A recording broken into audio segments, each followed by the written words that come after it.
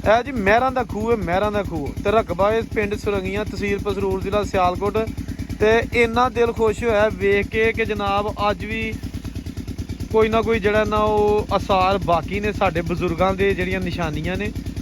ਲੇਕਿਨ ਇਹ ਦੇਖੋ ਤੁਸੀਂ ਜਣਾ, ਇਹ ਕੋਈ ਦਰਖਤ ਹੈ ਜੇ ਪਤਾ ਨਹੀਂ ਬਰਗਰ ਦਾ ਦਰਖਤ ਹੈ ਕਿ ਕਾਹਦਾ ਹੈ।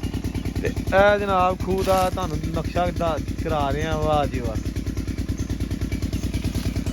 ਇਹ ਸਾਡੇ ਭਾਈ ਨੇ ਦੱਸਿਆ ਕਿ ਜੀ ਇਹ ਬੜਾ ਪੁਰਾਣਾ ਖੂਹ ਹੈ ਤੇ ਹੁਣ ਜਿਹੜਾ ਨਾ ਇਹਨੂੰ ਫਿਲਹਾਲ ਇਹਨੂੰ ਮਹਿਰਾਂ ਦਾ ਖੂਹ ਕਿਹਾ ਜਾਂਦਾ। ਪਹਿਲਾਂ ਇਹਦਾ ਕੀ ਨਾਂ ਸੀ ਉਹ ਨਹੀਂ ਉਹਨਾਂ ਨੂੰ ਪਤਾ। ਲੇਕਿਨ ਇਹ ਜਨਾਬ ਵਾਹ,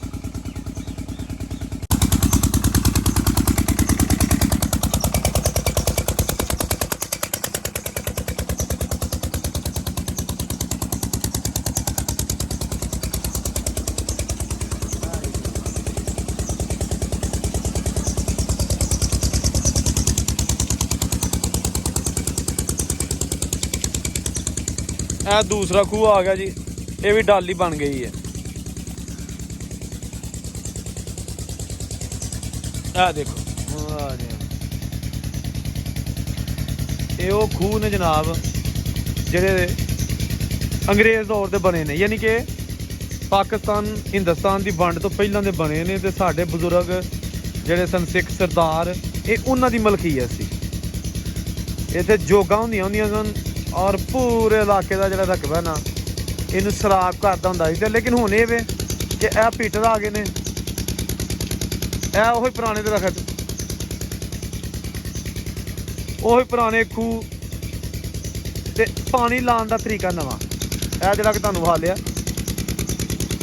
ਉਹਨੇ ਕੋ ਪਾਣੀ ਲੱਗਦਾ ਪਿਆ ਪੀਟਰਾਂ ਦੇ ਨਾਲ। ਇਹ ਦੇਖੋ ਦੂਜਾ ਖੂਹ ਆ ਇਹਦੇ ਥੱਲੇ ਵੇ, ਇੱਕ ਖੂਹ ਆ ਇਹ ਤੇ ਦੂਸਰਾ ਖੂਹ ਇਹ ਰਕਬਾ ਪਿੰਡ ਸੁਰੰਗੀਆਂ। ਇਹ ਆਖਰੀ ਪਿੰਡ ਤਹਿਸੀਲ ਡਸਕਾ ਦਾ, ਯਾਨੀ ਕਿ ਤਹਿਸੀਲ ਪਸਰੂਰ ਦਾ। ਅੱਗੋਂ ਥੋੜੀ ਦੂਰ ਤੱਕ ਜਿਹੜਾ ਨਾ ਉਹ ਤਹਿਸੀਲ ਡਸਕਾ ਸਟਾਰਟ ਹੋ ਜਾਂਦਾ। ਤੇ ਇਹ ਜਨਾਬ ਤੁਹਾਨੂੰ ਵਿਖਾ ਰਿਹਾ, ਉੱਥੇ ਦੋ ਖੂਹ ਨੇ। ਸਾਡੇ ਜਿਹੜੇ ਵੱਡੇ ਬਜ਼ੁਰਗ ਸਨ ਉਹਨਾਂ ਦੇ ਦੌਰ ਦੇ ਬਣੇ। ਇਹ ਵੀ ਹੁਣ ਇੱਥੇ ਪੀਟਰ ਇੱਕ ਲੱਗ ਗਿਆ। ਇੱਥੇ ਨਾ ਇਸ ਇਲਾਕੇ 'ਚ ਪੀਟਰ ਵੀ ਥੋੜੀ ਜਿਹੀ ਖੂਹੀ ਕੱਢ ਕੇ ਲਾਉਂਦੇ ਨੇ। ਥੋੜਾ ਜਿਹਾ ਟੋਇਆ ਜਿਹਾ ਕੱਢ ਲੈਂਦੇ ਨੇ ਖੂਹੀ ਜਿਹੀ, ਫੇਰ ਲਾਉਂਦੇ ਨੇ, ਜਿਸ ਤਰ੍ਹਾਂ ਕਿ ਤੁਸੀਂ ਦੇਖ ਸਕਦੇ ਹੋ। ਤੇ ਇਹ ਨਾਲ ਮੋਟਰ ਲੱਗੀ ਪੀਟਰ ਦੀ। ਤੇ ਇਹ ਡੇਰਾ ਜਨਾਬ ਇਹ ਵੀ ਦੱਸਿਆ ਗਿਆ ਕਿ ਬੜਾ ਪੁਰਾਣਾ ਦਰਖਤ ਹੈ ਜਿਹੜਾ। ਇਹ ਦੇਖੋ ਜਨਾਬ ਪੁਰਾਣਾ ਦਰਖਤ। ਵਾਹ ਜੀ ਵਾਹ, ਵਾਹ ਜੀ ਵਾਹ। ਲੱਗਦਾ ਇਹ ਖੁਰਲੀ ਤੇ ਨਵੀਂ ਹੋਣੀ ਹੈ। ਲੇਕਿਨ ਇਹ ਜਨਾਬ ਤੁਸੀਂ ਡੇਰਾ ਤੁਹਾਨੂੰ ਦਿਖਾ ਰਿਹਾ, ਮਹਿਰਾਂ ਦਾ ਖੂਹ, ਖੁਰਲੀ। 200 ਡੰਗਰ ਵੀ ਨਹੀਂ ਰਹੇ, ਮੱਝਾਂ ਗਾਈਆਂ ਉਹ ਵੀ ਲੋਕੀ ਜਿਹੜੇ ਨਾ ਹੁਣ ਮੁੱਕਦੀਆਂ ਜਾ ਰਹੀਆਂ ਨੇ। ਇਹ ਦੇਖੋ ਖਾਲੀ ਵਰਾਨ ਡੇਰਾ ਪਿਆ। ਦੱਸਿਆ ਗਿਆ ਕਿ ਬੜਾ ਇਹ ਯਾਨੀ ਕਿ ਟੌਪ ਦੇ ਖੂਹ ਹੁੰਦੇ ਸਨ। ਇਹ ਡੇਰਾ ਬੜਾ ਵੱਡਾ ਡੇਰਾ ਹੁੰਦਾ ਸੀ ਜਿਹੜਾ ਕਿ ਹੁਣ ਇਹ ਮੁੱਕ ਗਿਆ। ਇਹ ਦੇਖੋ ਇਹ ਨਵੇਂ ਮਕਾਨ ਨੇ ਉਹ ਵੀ ਡਿੱਗ ਪਏ। ਇਹ ਖੂਨ ਲੱਗਾ, ਇੱਕ ਪੀਟਰ ਆ ਲੱਗਾ, 3 ਪੀਟਰ ਲੱਗੇ ਨੇ, 4 ਚੌਥਾ ਆਇਆ ਇਹ ਦੇਖੋ ਖੂਹੀਆਂ ਕੱਢ ਕੇ ਪੀਟਰ ਲਾਏ ਨੇ ਛੋਟੀਆਂ ਛੋਟੀਆਂ।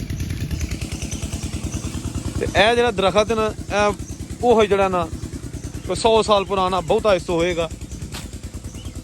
ਕੋਈ ਪਿਪਲੀ ਦਾ ਦਰਖਤ ਹੈ, 2 ਕਿਸਮ ਦੇ ਦਰਖਤ ਲੱਗੇ ਨੇ। ਵਾਹ ਜੀ ਵਾਹ। ਕਿੱਥੇ ਗਏ ਉਹ ਲਾਉਣ ਵਾਲੇ, ਕਿੱਥੇ ਗਏ ਇਹਨਾਂ ਚੀਜ਼ਾਂ ਬਣਾਉਣ ਵਾਲੇ? ਯਾਦਾਂ ਹੀ ਛੱਡ ਗਏ ਨੇ ਆਪਣੀਆਂ ਬਾਬੇ ਸਾਡੇ ਵਿਚਾਰੇ। ਆ ਵੇਖੋ ਜਨਾਬ ਤੁਹਾਨੂੰ ਕੋਲੋਂ ਕਰਕੇ ਵਾਲਣਾ।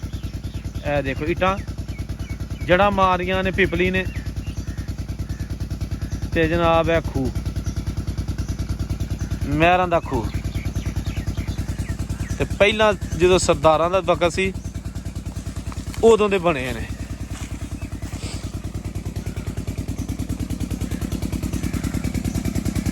ਇਹ ਜਨਾਬ ਡੇਰਾ ਵਿਖਾ ਰਿਹਾ ਤੁਹਾਨੂੰ। ਇੱਥੇ 2 ਖੂਹ ਹੁੰਦੇ ਸਨ ਔਰ ਹਲੇ ਵੀ ਹੈ ਨੇ। ਤੇ 4 ਪੀਟਰ ਨੇ ਜਨਾਬ। ਇਹ ਅਸੀਂ ਜਨਾਬ ਤੁਹਾਨੂੰ ਥੋੜਾ ਜਿਹਾ ਨਜ਼ਾਰਾ ਕਰਾਇਆ।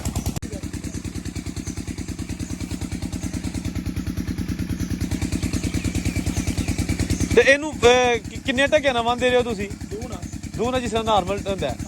ਅੱਛਾ ਅੱਛਾ, ਵਾਹ ਜੀ ਵਾਹ।